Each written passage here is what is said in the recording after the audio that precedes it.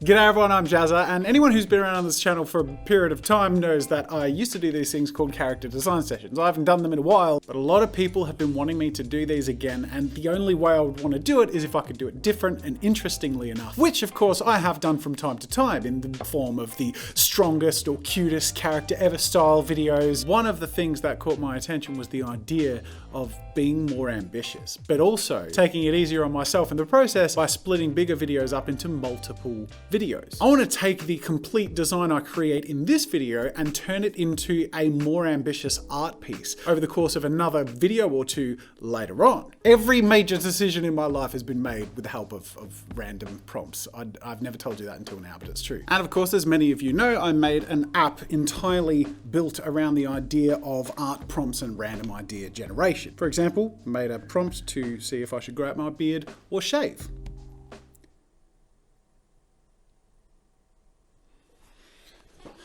Like I said, rules is rules. For this video, what I'm going to do is go through every single completed character design session video that I've done on this channel and take all of the winning prompts from all of them and put all of those into a custom generator list so that, true to form, the character I'm going to design today will still be based on the suggestions and prompts that you've given me in the past. This is going to be cool. I gotta say, in relaunching this series, going through every single previous character design session was certainly a fun and jarring refresher. I say jarring because I think anyone who participated in these back in the day remembers the coolest outcomes, like the sexy apocalypse ghost or the demonic cyborg or the 80s sci-fi Egyptian, but I did a lot of these, and my god, there are some ones I'm pretty glad I forgot. I mean, the chibi man bear pig, there was certainly one better left in the dust. The BDSM elf, sexy spider whore, certainly edgier than I'm willing to be lately, and the stripper bear person video is certainly one I cringed at remembering I spent a full day creating and that over 400,000 people had the displeasure of watching, or pleasure of watching, depending on your interest. Oh god, this could go badly. But you know what? I'm going to do exactly what I said I would do. I'm going to include every previously winning prompt in the 5 categories that have enough prompts to work with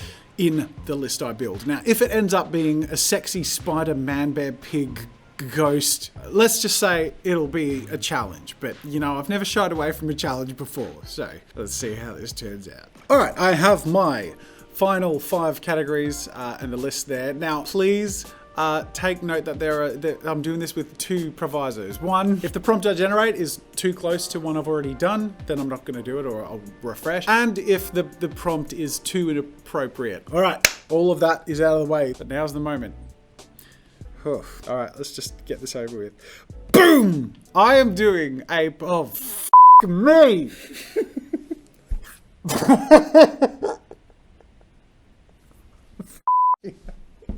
No! It's got two dodgy prompts in there. I don't think I'm that channel anymore. Take 2.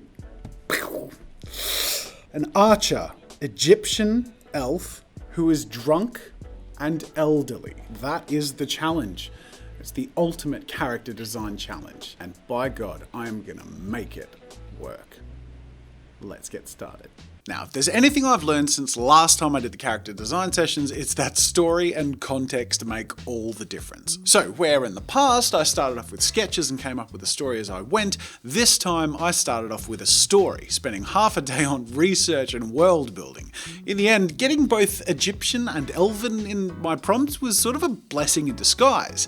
It meant I was able to heavily reference Egyptian lore and history, but only as inspiration, since I'd be creating a new race of mythical beings based on ancient Egyptian culture and aesthetic without it needing to be perfect. Since, as Bob Ross says, you can do anything that makes you happy. And with a rough character background written, I went on to building a mood board of reference images, both historical and fantastical, to inspire my character design, and here is where I ended up. King Amun V was the king of the powerful Neteru city of Azit. Look at that, me coming up with the big fancy words. Powerful not in the least because of his ruthlessness. He conquered more nations and tribes than any king before him, and though he was formidable, he was also extremely cruel. His people lived in fear under his reign, and as the Neteru lived for thousands of years, his reign was long and terrible. As well as being cruel and powerful, he was proud and something of a gambler. And with every city he conquered, he provided the leader with a wager. If they won, they could be free, and if they lost, well, you know, and yeah, they never won.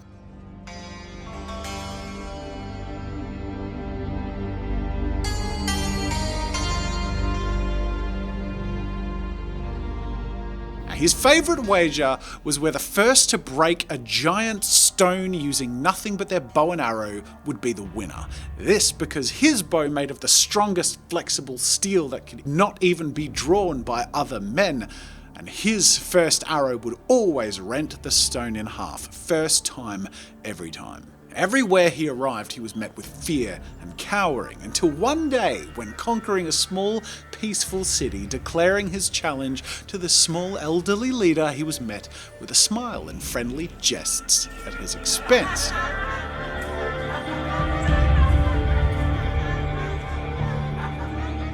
King Amun was enraged, but the elderly tribal chief was merely amused.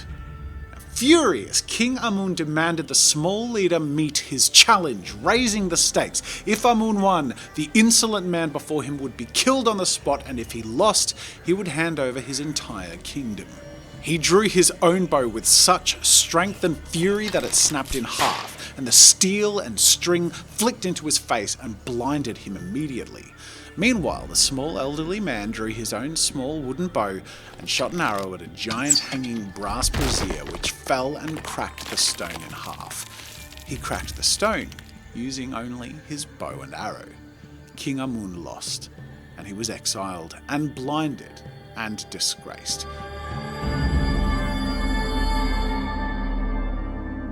For hundreds of years, he roamed the streets, begged for his meals, and lived in shame among the people he'd spent hundreds of years torturing.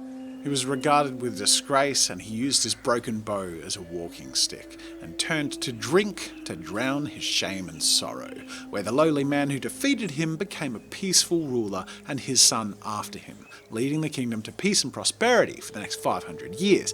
Now in that time, the drunk, now elderly Egyptian archer elf, see how it's all coming to... Anyway, he became one with the people he once despised, using his strength to lift their burdens and learning compassion as he dwelled among them. Amun was now known as Amuntep, for he was a peaceful man, when one day a god king from a distant land besieged his city and killed the king, taking the kingdom and its people under his own cruel reign. The Azician people begged Amuntep to defend them. They bought his old armor and repaired his bow, and Amuntep knew that he was their only hope, so he approached the foreign king as a blind, elderly drunk, wrapped in his ragged robes, and challenged the god king to a duel.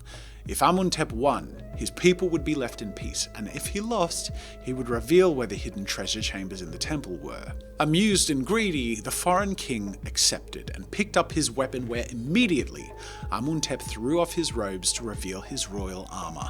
Amuntep was old and blind and drunk, but the gods were on his side, and he drew his immense bow, still having his immense strength, and unleashed an arrow that went right through the god king's body, and then broke the pillar behind him in half. The army of the dead god king retreated, and Amuntep became king once more.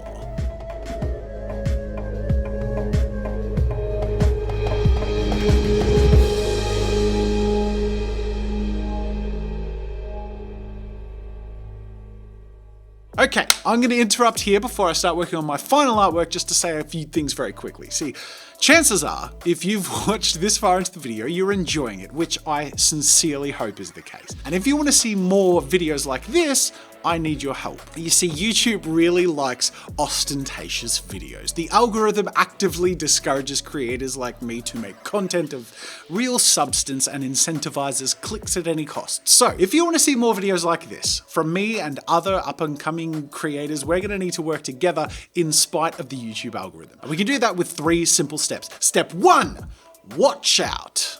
Watch out, not as in like watch out, but like watch out for content. Anyways, now you're already doing this. You're already watching this video, and thank you. But I'm going to build on this series using the word UCD1. That stands for Ultimate Character Design number 1. So if you see a video from me or even other people in this community in the future and it has the word UCD1 in it, and you can even search to see what comes up, go check it out. It tells YouTube you want to see this sort of thing. And you'll click the like vote. So if you want to see more Ultimate Character Designs and UCD, click on it and together we can tell the algorithm what we want to make and watch, not the other way around. Step 2.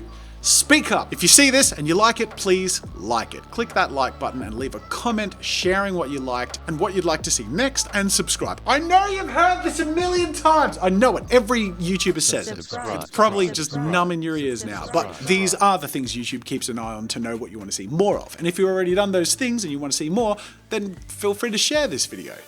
And step 3, join in. Go and vote in the next Ultimate Character Design session in the Reddit community link in the description. Why not join the Reddit community while you're there? And if you're creatively inclined, you can add to the story of King Amuntep V yourself. You can make your own depictions of the story told in this video or the final character art coming up next, or even of your own take on the prompt itself. And you can share that using the UCD1 flair in the Jazza subreddit, or by sharing your own creations on Twitter or Instagram using hashtag UCD1. And let me just say that I am really excited by the potential for a new era of community-based creativity that we might usher in here. But to realize that potential, we got to work together. So if you want to get involved and interactive, then this is a bit of a call to arms for me and my fellow creators to make the best content we can together and tell YouTube the kind of creative content that we're really hungry for. Now, back to the final reveal.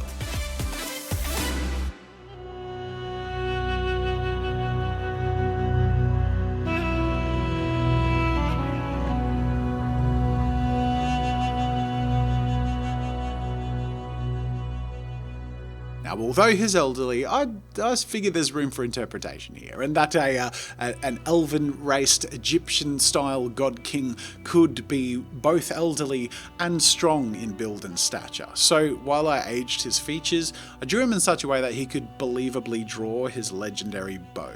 Another design feature I added in the final illustration is the long pointy shoulder pads. I thought these would look cool and also be a symbol of his ears.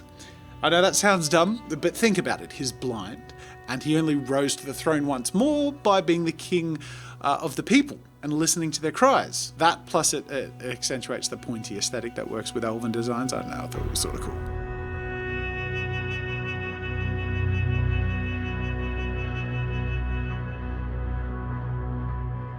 And although he's athletic and muscular in his old age, I made sure his skin looks loose on his body and there are clear signs of age on his skin. With the finished line work of the character, it's time to move on to colour picking and swatching, and then onto applying those colours to my final design.